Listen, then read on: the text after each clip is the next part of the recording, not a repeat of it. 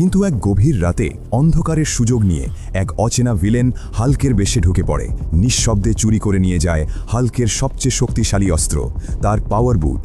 পরদিন সকাল হতেই শহরে আতঙ্ক ছড়িয়ে পড়ে। মানুষ দেখে পাওয়ার বুট পরে এক হাল্ক পার্কে বেঞ্চ ভাঙছে, গাড়ি উল্টে দিচ্ছে। সবাই ভাবে হাল্কই পাগল হয়ে গেছে। ঠিক তখনই আসল হাল্ক সামনে আসে। সে বোঝাতে চায় এটা সে নয়, কিন্তু কেউ শোনে না। মানুষ তাকে ঘিরে ধরে, দূরে সরিয়ে দেয়। ভেঙে পড়া হাল্ক নীরবে ফিরে যায় নিজের বেশে। একা বসে ভাবে সত্য প্রমাণ করতে হলে তাকে আরও এগোতে হবে।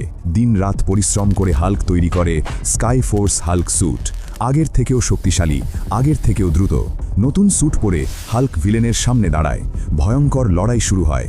আঘাতে আঘাতে শহর কেঁপে ওঠে, কিন্তু মানুষের অবিশ্বাস হাল্ককে দুর্বল করে দেয়। শেষ মুহূর্তে হাল্ক চিৎকার করে বলে, আমাকে শক্তি দাও। এই শহরকে